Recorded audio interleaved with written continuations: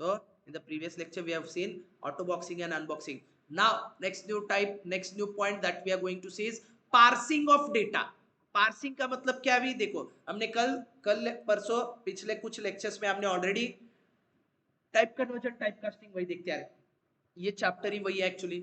इसमें हमने स्टार्ट में देखा इम्प्लिसिट टाइप कन्वर्जन, उसके बाद कुछ ऐसे टाइप कन्वर्जन है जो इम्प्लिसिटली नहीं होते हैं, तो उन्हें हमें एक्सप्लिसिटली करना पड़ता है। एक्सप्लिसिटली कैसे करते हैं? No doubt C plus plus की मेथोडोलॉजी फॉलो की जाती है, एग्जैक्टली सेम वही फॉलो करके एक्सप्लिसिट टाइप कन्वर्जन हो जाता है। अच्छा, उसके बाद फिर हमने ये कल देखा ऑटो बॉक्सिंग अनबॉक्सिंग। अभी हम यहाँ पे देखने वाले, now the next thing that we are going to see is next thing that is parse methods. अभी ये पार्सिंग क्या होता है, पार्स मेथड्स क्या होते हैं? See, parsing means again type conversion, conversion of one type into another. तो उसको तो हमने पहले ये टाइप कन्वर्जन वगैरह सब देखा, हाँ, पर ये क्या होता है पता है? ये पार्सिंग मेथड्स कब और कहाँ यूज होते हैं? अभी तक जो जितना भी हमने देखा वो प्रिमिटिव डेटा टाइप के बारे में देखा है। What about conversion of values which belong to class type? In short, हमारा डेटा वैल्यू ऑब्जेक्ट में है, ऑब्जेक्ट किसी ना किसी क्लास का है, तो वो एक ऑब्जेक्ट की वैल्यू दूसरे ऑब्जेक्ट में देना है, तो वो कैसे करेंगे? अभी अगर दोनों दोनों ऑब्जेक्ट सेम क्लास के होंगे तो डायरेक्टली असाइनमेंट ऑपरेटर से हो जाता है, वहां पे कुछ करने की जरूरत नहीं। जैसे अपने सी प्रोग्रामिंग में स्ट्रक्चर का एक ऑब्जेक्ट दूसरे को डायरेक्टली असाइन कर दो, दोनों भी ऑब्जेक्ट एक ही स्ट्रक्चर के होंगे तो डायरेक्ट असाइन हो जाते हैं। उस स्ट्रक्चर के अंदर के हर एक मेंबर की वैल्यू दूसरे ऑब्जेक्ट के हर एक मेंबर को अपने आप वो इम्प्लिसिटली असाइन करता है। पहले मेंबर की पहले मेंबर को वैल्यू, दूसरे मेंबर की वैल्यू दूसरे मेंबर को। अरे वहां पे तो एरे भी एक दूसरे को असाइन होते हैं। कब? अगर वो एरे स्ट्रक्चर के अंदर हो तो। वैसे देखा जाए तो डायरेक्ट एरे एक दूसरे को असाइन होता है क्या? बिल्कुल नहीं, इंडेक्स बाय इंडेक्स करना पड़ता है, एलिमेंट बाय एलिमेंट। पर स्ट्रक्चर के अंदर हो तो वो हो जाता है। क्यों? क्योंकि स्ट्रक्चर ये ऑब्जेक्ट है and objects can be assigned to each other provided both the objects belong to one single same user defined data type, that is same structure. in short, structure में होता है और इसीलिए स्ट्रक्चर से जो transition, structure से जो आगे आ गया नेक्स्ट वर्जन क्लास, ये क्लास में भी ये क्लास ऑब्जेक्ट मेथोडोलॉजी में भी ये पॉसिबल है। एक ऑब्जेक्ट दूसरे को डायरेक्टली हम असाइन कर सकते हैं only when both the objects belong to one single same class. But now the point is we are talking about assigning one object to another, one class object to another object that belongs to some other class. एक class का एक object है, उसको हम दूसरे class के object को assign करने जा रहे हैं, तो वो तो बिल्कुल नहीं होता है। तो उसके लिए कुछ ऐसे होते हैं जो कंपैटिबल टाइप है पर दो अलग क्लास होने के कारण नहीं होते, तो उनको हमें parse methods, parsing method use करने पड़ते हैं। कब, कहा, कैसे, वही यहाँ पे अभी हम देखने वाले, दैट इज पार्स मेथड्स। चलो ये कैसे होता है, क्या होता है वो देखेंगे। सी, parsing in its most general sense is the extraction of the necessary information from some piece of data, most often textual data or from strings।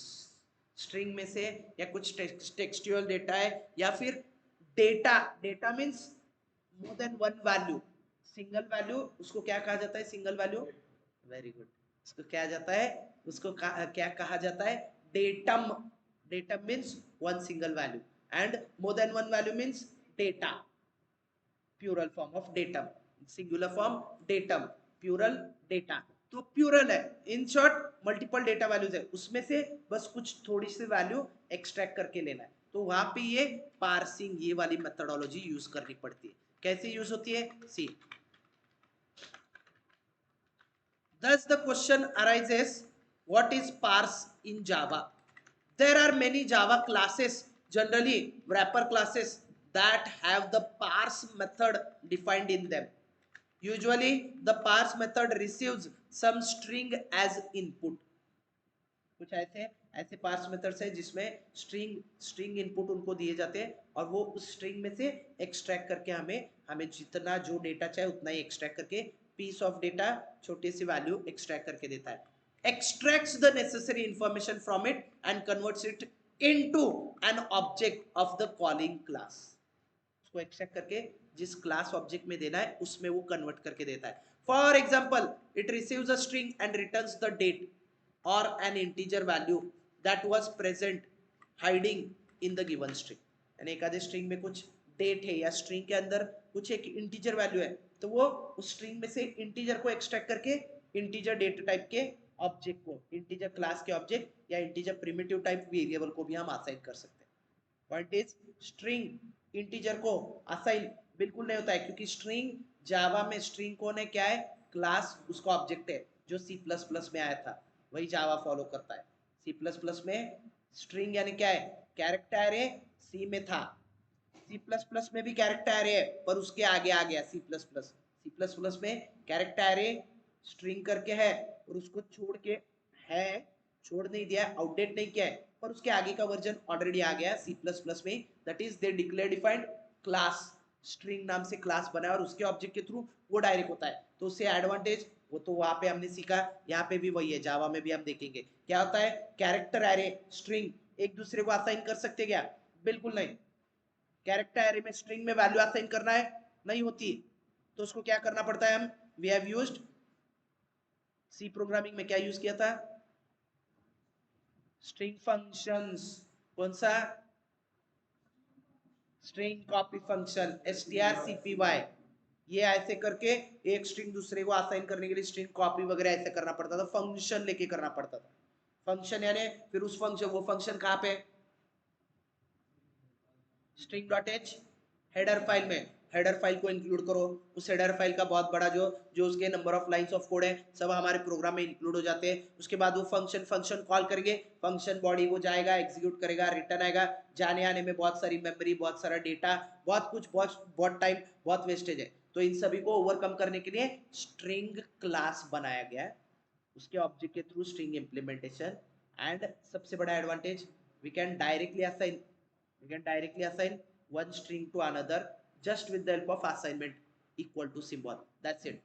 Operator से होता है जो काम, ऑपरेटर से जो काम होता है वो एक मशीन साइकिल में होता है. फंक्शन से जो होता है, फंक्शन कॉल एंड रिटर्न में ही 5-5 10-10 मशीन साइकिल जाते हैं. बाकी उस फंक्शन की बॉडी एग्जीक्यूशन में कितने मशीन साइकिल जाते हैं सोचो, यानी कितना बड़ा फंक्शन का. यही एक डिसएडवांटेज क्या है, सी प्रोग्रामिंग में भी हमने देखा, डिस्कस किया है. What is the disadvantage of function, function call is always an overhead. Overhead यानी फंक्शन कॉल, फंक्शन बॉडी जाएगा, रिटर्न आएगा, जाने आने में ही बहुत समय जाता है, मेमोरी जाती है. यही दो चीजें जो सबसे इंपॉर्टेंट है, वही बहुत ज्यादा वहां पे खर्च हो जाती है. तो वो सबसे बड़ा प्रॉब्लम फंक्शन का है. इसलिए फिर कितने तो प्रॉब्लम्स जो फंक्शन से सॉल्व किए जाते थे सी प्लस प्लस में, फंक्शन के बिना, विदाउट फंक्शन डायरेक्टली ऑपरेटर के थ्रू आ गए. Dynamic memory allocation management C plus plus में सभी ऑपरेटर के थ्रू है. जो सी में मैलॉक कैलॉक फ्री फंक्शन से हुआ करते थे, सी प्लस प्लस में direct new and delete keyword से आ गया, ऑपरेटर से होता है. स्ट्रिंग क्लास आ गया, ऑब्जेक्ट आ गया, ऐसे ऐसे बहुत सारे सॉल्यूशन सी प्लस प्लस में आ गए. और वही सभी चीजें रेडीली ये अपना जावा यूज करता है. जावा सी प्लस प्लस से ये सभी चीजें उठा के रेडीली यूज करता है. पॉइंट इज, ये ऐसी वाली चीजें भी, ऐसे वाली चीजें यहाँ पे जावा में होती है. क्या होती है, स्ट्रिंग के अंदर अगर इंटीजर वैल्यू हो तो उसको एक्सट्रैक्ट करने के लिए टाइप कास्टिंग, टाइप कन्वर्जन नहीं, वो नहीं कर सकते. क्यों, स्ट्रिंग क्लास का ऑब्जेक्ट है, इंटीजर प्रिमिटिव डेटा टाइप है, दोनों एक दूसरे को बिल्कुल भी कंपैटिबल नहीं, असाइन बिल्कुल नहीं कर सकते एक दूसरे को. पर इसमें से एक्सट्रैक्ट करके वैल्यू हम इंटीजर को दे सकते हैं, स्ट्रिंग ऑब्जेक्ट से वैल्यू एक्सट्रैक्ट करके दे सकते हैं. और उसके लिए parsing methods, parsing function use कर सकते हैं. कौन सा है, see. The Java, the parse, Java parse method is used to get the primitive data type value from a specific string class object. Class object S capital. In other words, it converts a string to the given primitive type object. This parse method can have one or two arguments. यहाँ पे एक या एक से ज्यादा arguments हो सकते हैं. कैसे और क्या है ये देखो, ये इसके, ये ऐसे इसका सिंटैक्स. स्टैटिक फंक्शन से, ये स्टैटिक यानी स्टैटिक मींस मेमोरी एलोकेशन एक बार होता है, वो तो हर एक फंक्शन मेथड को एक ही बार होता है, वो नहीं. दूसरा क्या है स्टैटिक का एडवांटेज, ये कॉल कैसे होते हैं,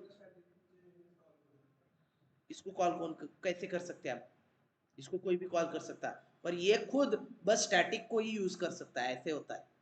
स्टॅटिकला कोण पण नाही, कोण पण कॉल करू शकताय. स्टॅटिक स्वतः फक्त दुसऱ्या स्टॅटिकला वापरू शकताय, पण त्याला बाहेरचे कोण पण वापरू शकतात, असं आहे.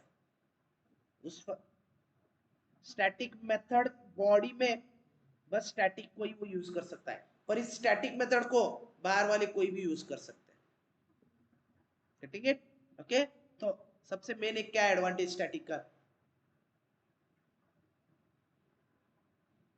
कॉल कैसे करते हैं इसको, स्टैटिक मेथड स्टैटिक फंक्शन को. अरे वही तो मेन पॉइंट है, वही भूल गए, बाकी सभी चीजें याद आ रही है आपको, जो मेन है वही भूल गए. Static method is directly called with the class name, no need to create any object. बराबर है ना. स्टैटिक मेथड को हम क्लास के नाम से डायरेक्ट कॉल कर सकते हैं, ऑब्जेक्ट बनाने की जरूरत नहीं. अरे मेन मेथड स्टैटिक क्यों है, अरे यही तो सिलेबस के स्टार्ट में पढ़ा है सभी चीजें. मेन मेथड स्टैटिक क्यों होता है, क्योंकि मेन मेथड कॉल कौन करेगा, कंपाइलर. कंपाइलर कैसे मेन मेथड को कॉल करेगा, उसको तो क्लास, मेन मेथड अपना जिस क्लास के अंदर है उस क्लास का ऑब्जेक्ट बना के ऑब्जेक्ट के थ्रू कॉल करना पड़ेगा. नहीं वैसे नहीं है, कंपाइलर थोड़ी ना बैठ के टाइप करके ऑब्जेक्ट बनाएगा, नहीं. तो इसलिए इसलिए मेन मेथड स्टैटिक रखनी पड़ती है. उससे फायदा क्या होता है, as as we declare main method as static, compiler will then be able to call our main method directly with the help of class name. Class के नाम पर से डायरेक्ट मेथड कॉल करता है. इसलिए तो Java compiler JDK program compile होने के बाद रन करते समय मेन मेथड के क्लास नेम से रन करना पड़ता है. तो मेन मेथड का क्लास नेम हम देने पे उस क्लास नेम को लेके उसके अंदर की मेन मेथड वो डायरेक्टली कॉल करता है, because main method is static. सब हो गया. ये सिलेबस के स्टार्ट में, जावा के स्टार्ट में बताया, स्टार्ट के नोट्स में भी है ये सभी चीजें. एनीवेज, तो वैसे ही अपने ये पार्स मेथड स्टैटिक होते हैं, यानी क्लास क्लास नाम से डायरेक्टली कॉल कर सकते हैं हम, उसको ऑब्जेक्ट बनाने की, डिक्लेयर डिफाइन इनिशियलाइज करने की जरूरत नहीं. ओके. बाकी ये रिटर्न में क्या देता है, किसी ना किसी क्लास का ऑब्जेक्ट रिटर्न करता है, इसलिए इसका रिटर्न टाइप भी क्लास लिखा है. हाँ, एक तो स्टैटिक है, क्लास के नाम से ही कॉल होगा, रिटर्न क्लास का ऑब्जेक्ट ही करेगा. और फिर इसको जनरली इसको आर्गुमेंट पैरामीटर स्ट्रिंग क्लास का ऑब्जेक्ट दिया जाता है. ओके. और एक यहाँ पे सेकेंड पैरामीटर है रेडिक्स. रेडिक्स यानी क्या है, अगर समझो एक्सट्रैक्ट करना है एक आधे कुछ स्टार्टिंग के कैरेक्टर छोड़ के बीच के कुछ कैरेक्टर्स, उस स्ट्रिंग में से कुछ बीच से कुछ कैरेक्टर एक्सट्रैक्ट करना है, तो वो यहाँ पे उसका रेडिक्स इंडेक्स नंबर देना पड़ता है. फिनिश. देखो हाँ, वो यहाँ पे डिफाइन किया है. In short, where str is the string representing a signed decimal value and radix the base of a numerical system. Keep in mind that there is no default base value. We need to enter one within the range of 2 and 36. ये ऐसे सभी चीजें वहां पर technically दी है, पर but the point is हमें बस स्ट्रिंग ऑब्जेक्ट या स्ट्रिंग वैल्यू देना है और उसमें से क्या एक्सट्रैक्ट करना है उतना ही हमें पैरामीटर करके देना है. फिनिशर. एग्जाम्पल देखो, एग्जाम्पल से ये आइडिया क्लियर हो जाएगा. तो अभी यहाँ पे देखो, यहाँ पे क्या एग्जाम्पल में एक सिंपल समझो, हमारे पास एक सिंपल इंटीजर वेरिएबल. अब इस इंटीजर को हमें एक स्ट्रिंग वैल्यू असाइन करना है. स्ट्रिंग में ये ऐसे वैल्यू 240 है, but no doubt double inverted comma के बीच होने के कारण कंपाइलर जेडीके को ये क्या नजर आ रहा है, ये स्ट्रिंग वैल्यू नजर आ रही है. इस स्ट्रिंग में से ये 3 कैरेक्टर एक्सट्रैक्ट करके उन 3 कैरेक्टर यानी 3 डिजिट सिंगल इंटीजर वैल्यू ऐसे एक्सट्रैक्ट करके कन्वर्ट करके दो. और ये कैसे देगा, ऐसे ऐसे डायरेक्टली नहीं दे सकता है, तो उसको टाइप कास्टिंग करो. टाइप कास्टिंग ऐसे होता है, ये बिल्कुल नहीं होगा. नहीं, ये टाइप कास्टिंग किसको और कब होगा, कंपैटिबल. इनकम्पैटिबल भी रहे तो भी टेक्निकली वो कंपैटिबल ही, यानी फ्लोट को इंटीजर में, शॉर्ट को बाइट में, इंट को लॉन्ग में, सिमिलर कंपैटिबल ही है तो भी है. ओके. पर स्ट्रिंग तो क्लास का ऑब्जेक्ट है, प्रिमिटिव डेटा टाइप को दे रहे हैं, नॉट पॉसिबल. तो यहाँ पे type conversion type casting function कुछ काम को नहीं आएंगे. तो यहाँ पे कौन काम में आएगा, तो yeah the integer wrapper class, उस रैपर क्लास के अंदर पार्स, हाँ, पार्स इंट, ये method this is nothing but the parse method. इसको ये डेटा स्ट्रिंग दे दो. अभी ये क्या करेगा, ये इंटीजर रैपर क्लास की पार्स मेथड स्ट्रिंग वैल्यू को इंटीजर में कन्वर्ट करके इंटीजर प्रिमिटिव डेटा टाइप को वो वैल्यू दे देगा। हाँ नो डाउट यहाँ पे वैल्यू ना इंटीजर होनी चाहिए, स्ट्रिंग के अंदर इंटीजर होनी चाहिए, ये तो स्ट्रिंग के अंदर कुछ एबीसीडी। हाँ ये दोगे तो अपना कंपाइलर यहाँ पे एरर करेगा, एबीसीडी को कैसे करेगा वो convert, that is not possible. नहीं तो फिर यहाँ पे 25, हाँ ये होगी, ये कैसे होगी, ये भी नहीं होगी। तो 25 कैरेक्टर्स है, ये कैरेक्टर्स है, स्ट्रिंग है, ये नहीं होगी, ये होगी, ये होगी, वो वाली नहीं होगी। Okay anyways the point is ये ऐसे पार्सिंग काम करता है, समझ आ रहा है? हाँ? वैसे हर एक रैपर क्लास की अपनी अपनी अलग पार्सिंग मेथड है हर एक डेटा टाइप के लिए, उसको यूज करके हम जिसको चाहे उस जिस स्ट्रिंग वैल्यू को चाहे उस डेटा टाइप में कन्वर्ट कर सकते हैं। जैसे float, float dot parse float, और फिर यहाँ पे फ्लोटिंग पॉइंट वैल्यू, यहाँ पे एफ देने की जरूरत नहीं अभी, एफ कब देंगे जब डायरेक्टली वैल्यू असाइन करोगे तब देंगे, नहीं तो नहीं। हाँ नेक्स्ट नेक्स्ट नेक्स्ट और कौन है, double data type, double dot parse double, और ये डबल फ्लोटिंग पॉइंट वैल्यू ऐसे दे दो। और अरे ये सभी अपने 8 प्रिमिटिव डेटा टाइप के 8 रैपर क्लासेस है, हर एक 8 रैपर क्लास के अपने अपने अलग 8 पार्स मेथड्स है। फिनिश, समझ आ रहा है? Yes, getting it online people, are you getting it?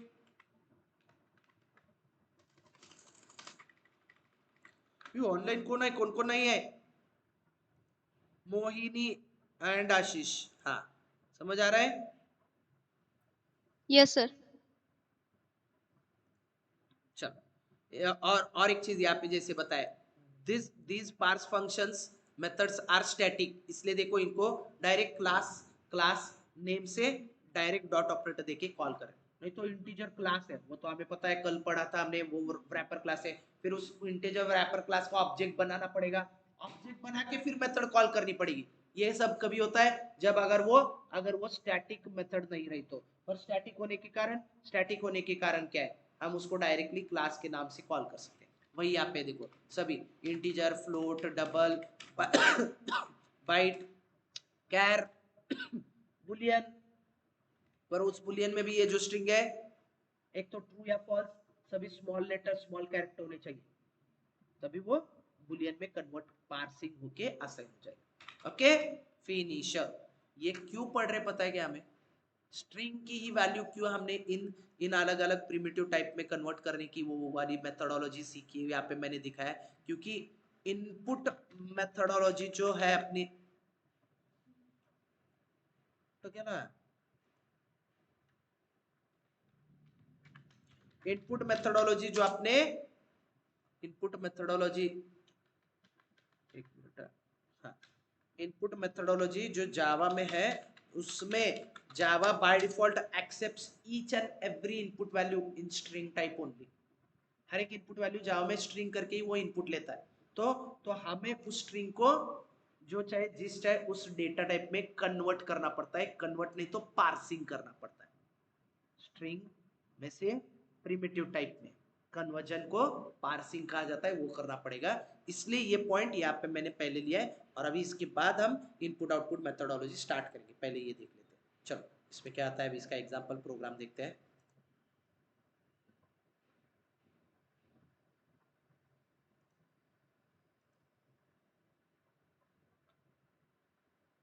हाँ ये ऑटो बॉक्सिंग, अरे एक कल प्रोग्राम एक रह गया शायद, हाँ कल अनबॉक्सिंग का प्रोग्राम रह गया अपना, ऑटो बॉक्सिंग हो गया, अरे बाप रे कैसे एक रह गया, एक मिनट चलो अनबॉक्सिंग का एक प्रोग्राम देख लेते हैं। और उसमें क्या है, अरे अनबॉक्सिंग यानी बस इसको उल्टा करते जाना है हमें, ऑब्जेक्ट को वैल्यू देंगे जैसे ये दिया था, और फिर उस ऑब्जेक्ट को जो है प्रिमिटिव डेटा टाइप को असाइन कर देना है, उतना ही है। हाँ तो उसको क्या करते हैं, फास्ट टाइपिंग करते हैं, अरे फास्ट टाइपिंग करो, खामगा टाइम डालने से बजाय। ओके विषय क्लोज, टायपिंग स्पीड वाढली ना माझी ओम, हा बोल, हा असा हात मला छान वाटत ना, हात बोल की बे, असं का बे ओम, असं का तू एवढ्या तुझ्याकडे बघून एवढं अपेक्षित शिकू तुम्ही आणि तू असं बाकीचे काय आमचे सलाईन बाटल्या मारून येते तिथं. तो ठीक है, ये देखो ये these are actually unboxing. Unboxing यानी देखो अभी यहाँ पे क्या किया हमने, ऑब्जेक्ट्स, रैपर क्लास के ऑब्जेक्ट्स को वैल्यू दिया और फिर वो ऑब्जेक्ट जो है अपने प्रिमिटिव डेटा टाइप के वेरिएबल्स को असाइन कर दिया. फिर से रैपर क्लास के ऑब्जेक्ट को वैल्यू दिया है, वो अपने प्रिमिटिव डेटा टाइप के वेरिएबल को ऑब्जेक्ट असाइन कर दिया. वही फिर से क्या हो गया, बुलियन. हाँ, boolean character byte integer double. बाकी बस 3-4 ले लिया, बाकी तो अभी शॉर्ट वगैरह वो हमें पता है, कैरेक्टर सॉरी फ्लोट वगैरह वो तो पता है. बस इतने कुछ 3-4-5 लिया मैंने. और यहाँ पे वो लिखा भी है, ये सभी अनबॉक्सिंग होता है. बाकी वो रैपर क्लास का ऑब्जेक्ट भी प्रिंट किया है और ये बाइट डेटा टाइप की वेरिएबल ही हर एक रैपर क्लास के ऑब्जेक्ट को प्रिंट किया और उसके रिस्पेक्टिव वेरिएबल उसको भी प्रिंट कर दिया है. इनके टाइप प्रिंट नहीं किया मैंने अभी, वो तो पता है, वो कल हमने देखा था ऑटो बॉक्सिंग में, तो वो तो पता है. फिर से ऑब्जेक्ट में कन्वर्ट करके गेट क्लास गेट नेम वो तो आने ही वाला है, हमें पता है. System dot lang dot sorry Java dot lang dot वो रैपर क्लास का नाम ही आता है. एनीवेज वो हमने कल देखा है इसलिए वो यहाँ पे नहीं लिया है, बस डायरेक्ट अनबॉक्सिंग करके प्रिंट किया है. चलो कैसे क्या है उसको, 63rd example, save, compile, run. वा ये पाहिलं, नेक्स्ट न्यू विंडो, ही पण फीचर आलं. एक कधी आलं अपडेट, आजच सकाळी आलं. एक न्यू विंडो नहीं चाहिए. हाँ ये अपडेट में अभी सुबह आया ये अपडेट, पहले नहीं था वो ऑप्शन. एनीवेज ये अपना, ये तो अपना 24 जैन जावा और यहाँ पे जावा 63rd एग्जाम्पल, कंपाइल रन, हो गया फिनिश. सॉरी, तो रैपर क्लास के ऑब्जेक्ट में देखो उसमें ट्रू वैल्यू दिया है. रैपर क्लास का ऑब्जेक्ट जब हमने Boolean data type primitive data type variable को असाइन कर दिया, सेम वैल्यू आ रही, कुछ भी अलग नहीं, हर एक जगह वही सेम नजर आएगा. एस कैरेक्टर मिल गया, वैसे बाइट बी उसकी वैल्यू 6 मिल गई, इंटीजर की वैल्यू मिल गई, and then double data type exponential form में कन्वर्ट कर दिया उसने, बड़ी वैल्यू होने के कारण एक्सपोनेंट में कन्वर्ट हो गया. फिनिशर, ये पता है एक्चुअली, कल हमने डिस्कस किया था, बस ये प्रोग्राम यहाँ पे लेना था, वो रह गया था, अभी ले लिए. and then next, now parsing.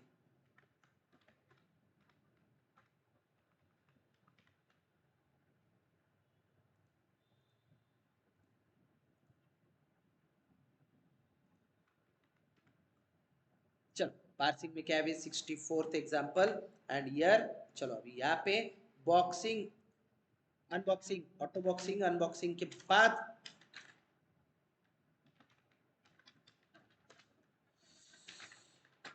Class, class and class यहाँ पे देते हैं पार्सिंग मेथड्स 1, उसके अंदर public static void main and then string arguments array, and over here system dot out dot println java's parsing methods for string to primitive type conversion. बहुत बड़ा हो गया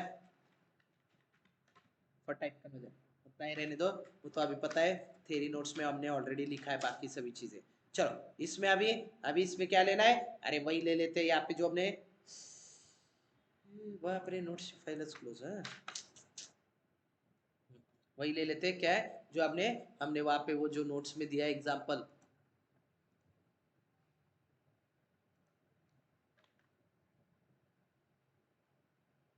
यही उसको, इन्हीं को वहां पे ले लेते हैं. Okay finish. बुल तो कोण लिहिलं, बुलियन पाहिजे, ये गलत हो गया देखो ये. अच्छा कॉपी पेस्ट किया इसलिए समझ आ गया. हाँ बुलियन है यहाँ पे, बुल थोड़ी ना है, अपने सी प्लस प्लस में बुल था, यहाँ पे बुलियन है. हाँ इसके मेथड में ये भी गलत हो गया, बुलियन.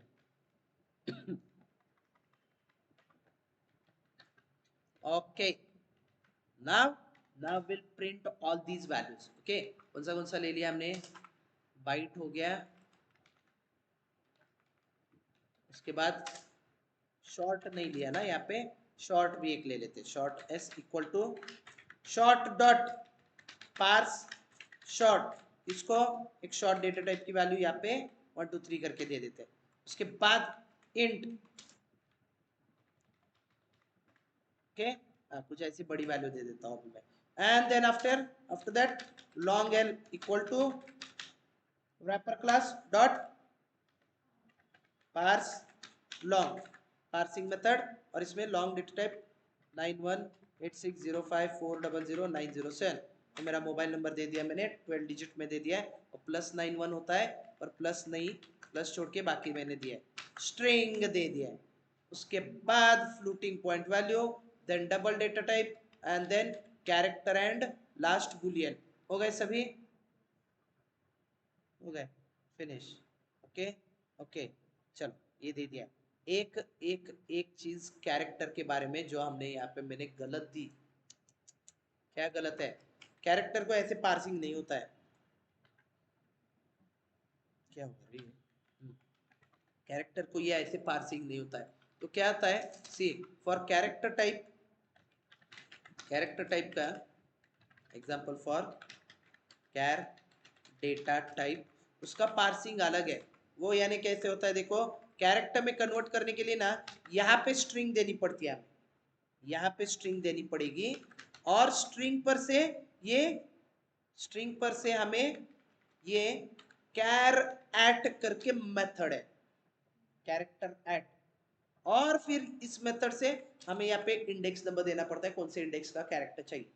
अभी यहाँ पे स्ट्रिंग में तो एक ही कैरेक्टर है, वो कहाँ पे होगा, नो डाउट इंडेक्स 0 से स्टार्ट होता है, वही मेथडोलॉजी सी ने जो स्टार्ट कर दी, वो पूरी एंटायर आईटी वर्ल्ड वही यूज करता है, 0 से स्टार्ट होता है काउंटिंग, इंडेक्स स्टार्ट्स फ्रॉम 0, तो यहाँ पे 0 दे दो, यहाँ पे चाहिए तो एक से ज्यादा कैरेक्टर दे दो, PQRST, पर नो डाउट रीड हो कि कैरेक्टर डेटा टाइप में तो एक ही कैरेक्टर जाएगा, कौन सा चाहिए वो आप बराबर वहां से, अगर P चाहिए तो इंडेक्स 0 दे दो, Q चाहिए तो 1 दे दो, R चाहिए तो 2, S चाहिए 3, T चाहिए 4, 5 दे दो, एरर आएगा, आउट ऑफ रेंज जा रहा है। अच्छा, CPP कंपाइलर का वो इश्यू था, क्या है, उसको स्टार्ट समझ में आता है, एंड समझ नहीं आता है, एरे इंडेक्स एरे साइज के बाहर भी जाता है वो, ओके, और ये जावा पाइथन में ये चीजें उन्होंने बराबर से स्मार्टली इंप्लीमेंट कर दी, एंड भी वो बराबर से ट्रैक रखता है, एंड कहाँ पे हो रहा है वो उसको उसको ट्रैक करता है वो बराबर। नहीं, यहाँ पे वो नल वाली बात नहीं है, क्योंकि ये कैरेक्टर एरे नहीं है, ये क्लास स्ट्रिंग है और उसका ऑब्जेक्ट है, सीपीपी में वो हो चुका है, म्हणूनच सीपीपी करायचं नसतंय, मग सलाईन बाटल्या लावून येतो मग, तर ये हो गया ऐसे, ये हो गया ऐसे कैरेक्टर के बारे में, हाँ, और इसको अभी यहाँ पे टाइप कन्वर्जन इसमें देखते हैं, ये यहाँ पे, ये यहाँ पे गलत है, वो यहाँ पे टाइप करने पे याद आया, ये गलत है, इसको कैरेक्टर एट इंडेक्स नंबर देना पड़ता है, और स्ट्रिंग पे वो स्ट्रिंग डायरेक्ट स्ट्रिंग ऑब्जेक्ट पे ये मेथड कॉल हो जाती है, फिनिश। अभी अभी करेक्ट है,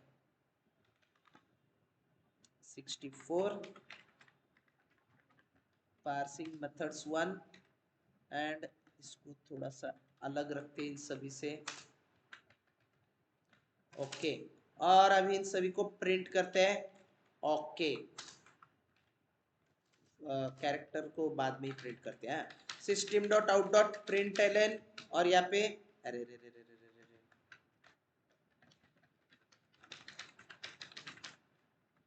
रे, यहाँ पे values of variables belonging to different primitive types चलो, ये अलग अलग प्रिमिटिव टाइप के वैल्यूज कौन किसकी क्या नजर आती है, वो यहाँ पे देके उसको प्रिंट करते हैं, क्या प्रिंट करना है, system dot out dot println, और सबसे पहले byte b value percentage d करके प्रिंट करते हैं, उसका टाइप क्या है, परसेंटेज एस, और फिर उसको यहाँ पे बी की वैल्यू, देन ऑब्जेक्ट में उसको टाइप कास्ट करके प्रिंट करते हैं। Dot gate class L gate name. Next next फिर यहाँ पे एस एस कौन है, शॉर्ट शॉर्ट एस, वो उसकी भी वैल्यू डबल इंटीजर होने के कारण डी करके दे दिया है, और फिर S here also S. Next next next कौन है, इंट इंट की वैल्यू आई। उसके बाद इंट के बाद कौन है, लॉन्ग है, फिर फ्लोट है, फिर डबल है, बुलियन है। ओके चलो ये लॉन्ग,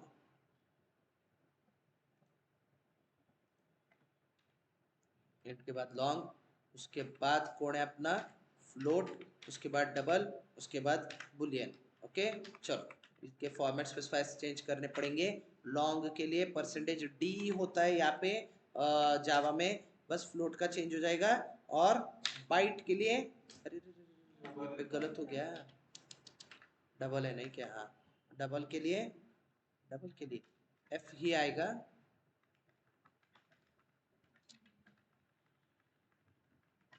एंड बुलियन के लिए बी, ये एक नया अभी format specifier b. Okay finish. और क्या है, और क्या कैरेक्टर वाला एक प्रिंट करना है, हाँ कैरेक्टर वाले को प्रिंट करने के लिए उसका भी एक अलग अलग क्या है, उसका भी उसका अलग क्या है, पार्सिंग मेथड उसकी नहीं होती, उसको ऐसे डायरेक्टली कैर ऐड करके एक्सट्रैक्शन मेथड है डायरेक्टली उसकी, बाकी तो कैर सी सी फिनिशर।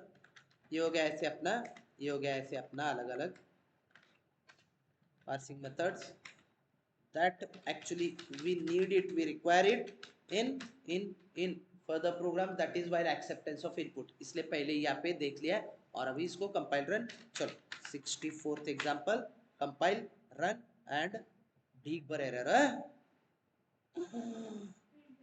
प्रिंट एफ की जगह प्रिंट एल एन यूज किया रे सभी जगह हमने, अरे रे रे रे रे रे, यहाँ पे सभी वही गलत हो गया नहीं क्या,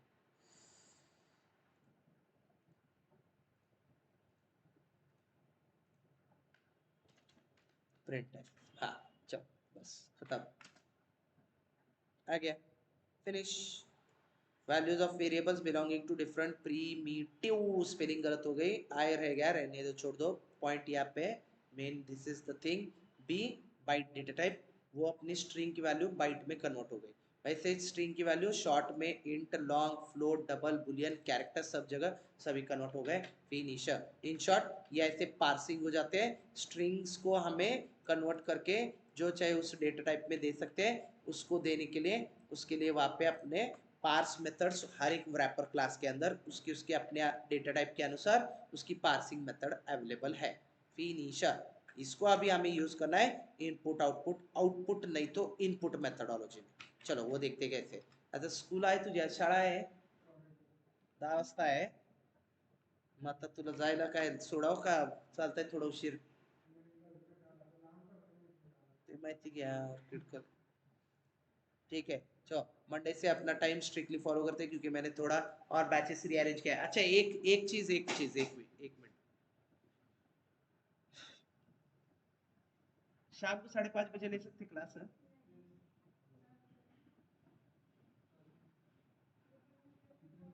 5:30 कॉलेजच्या आधीच्या ऐवजी कॉलेजच्या नंतर। हा आशिष आणि मोहिनी, चालेल येस सर. सर चालेल. म्हणून तर 5:30 यामुळे ना वैभवी तुम्ही ते सुवीरा वगैरे तर तुमच्या गँगवर मला त्यामुळे तुमच्या शब्दांवर विश्वास नसतोय माहिती का, होतंय काय मग याचं आता ते काय होतंय, डेली तुम्ही असं अविश्वास बिल्ड करायला, मग आता तुम्ही असं ऍडमिट होता, कधी कधी मग आपण खरंच अडचण असते, मला काय वाटणार, काय वाटणार सांगा आदित्य तुम्हाला, 5:15 सुटतं का, मग 5:30 ठीक आहे, 5:30 5 मिनिटात या,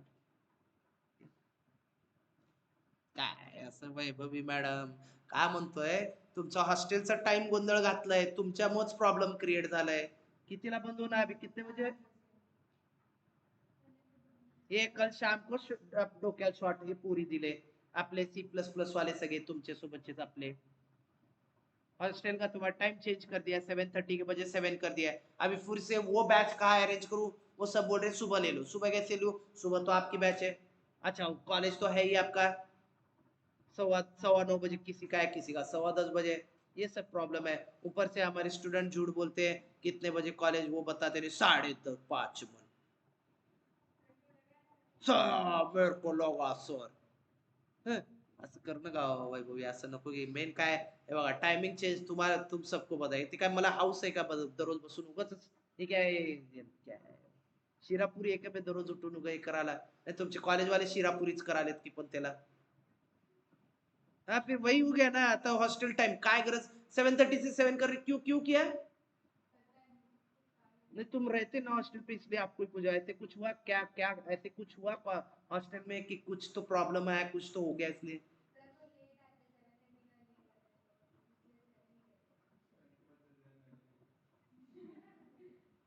याने 7:30 म्हणल्यावर 8 पर्यंत येतात, मग आता 7 म्हणल्यावर 7:30 पर्यंत येतील असं आहे ना. संध्याकाळचे आहे तेच मग राहून दे, मग आहे ते ठेवतो बघू. वो कल ही मेरे को कल वो प्रिया और वो सब वो फर्स्ट ईयर वाले, फर्स्ट ईयर चे कसं पा बिचारे गुणी बाळ असते, ते अजून फर्स्ट ईयर वाले डरते.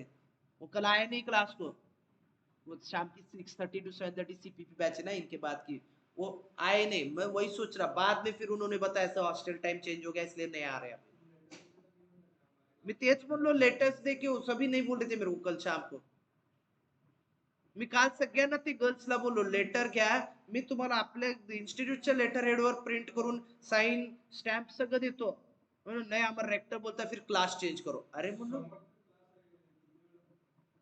हे असलं डोक्यात शॉट दिलेत काल. मग हॉस्टेलच्या बाहेर राहायचं, अरे सोल्यूशन है ना आपके पास, अरे सच में नाश्ते का टेंशन गया, खाने का टेंशन गया, टाइमिंग टेंशन नहीं, तुम्हाला हॉस्टेलची फी घेताय का स्कॉलरशिप मधनं? इतने करोड़पति लोग हैं अपने क्लास में और मैं इतनी कम फी ले रहा हूँ, पागल। ए फी बदल नहीं रे, फी चेंज, कितनी फी हॉस्टल की बताओ मुझे, किती आहे? सहज आहे नाही, मी काय तुमच्या घरी लगे आता दुपारनंतर दरोडा घालायला येणार नाही, आदित्यला घेऊन चल बे याच्या घर लुटून येऊ, नाही सांगा की मला माहितीये तरी एकदा. 20 क्या 20,000 25,000 है साल का? इतना कम है फी? हाँ कम है तो फी हाँ सच में। बाकी बाकी कॉलेज वाले अबे तिथं तर ज्यात मी त्यांनाच म्हणतो अबे हॉटेलवर राहावं म्हणतो, हॉटेल लॉज वर परवडतंय रे, लॉज परवडतं हॉटेल ते बी पुण्यातले, प्लस स्विमिंग टँक बिंक असलं तर एक नंबर स्विमिंग पूल वाला हॉटेल परवडतंय रे लॉज. हा हा अबे MIT ची फी, हॉस्टल तो अलग, उसका मेस तो, अरे मैं बोला क्या ताज वाले आते हैं वहां पे, ताज होटल का कुक आता है क्या वो बनाने के लिए? मी तर माझ्या पोरं असं माझ्या पोरं बोलले ना म्हणणार पान टपरी दुकान काढून देतो, इनकम जास्त है, क्योंकि ये इतना फी डाल के सच में उस लेवल का उनका प्लेसमेंट होगा भी कि नहीं पता नहीं। उसका गंदा, मेरे को तो इतना गंदा एक्सपीरियंस है आप यू नॉट बिलीव, मैं पिछले 7-8 साल में ना मेरे को बस 4-5 ही स्टूडेंट मेरे पास आए थे MIT कॉलेज हाँ पुणे के, एक नंबर मुझे एक नंबर मट्ठ गोळे। MIT पुणे में कुणाल किसको भी, उसको मैं उसको पूछा भी है, उसने बताया भी, वो ये 4 साल पहले की बात थी, एक 2021 में एक स्टूडेंट आया, उसने 2.5 या 3.25 लाख रुपए फी बताई। अरे इतना पागल, वो इतना पागल, उसको प्रोजेक्ट के लिए आया था, उसकी मम्मी आके मेरे को आधा घंटा दिमाग आउट, प्रोजेक्ट रिपोर्ट बनवून द्या, पोराला टाइप करता येत नाही, फायनल इयर बीटेक MIT मध्ये, एवढं मंद मठ्ठ गोळा, आई बाप एवढे 5-5 6-6 लाख रुपये वाटोळ वर्षाचे, बाय. तुझं आमची फालतूगिरी चालते आमची. तुझा होगा, तू काम धंदेवाला माणूस आहे. कॉलेज वाले जा चलो. ए टायमिंगचं थोडं आता ऍडजस्ट करू आपण. हा बाकी ओमान यांना काय प्रॉब्लेम नाही ना 5:30. बघू मी आज संध्याकाळी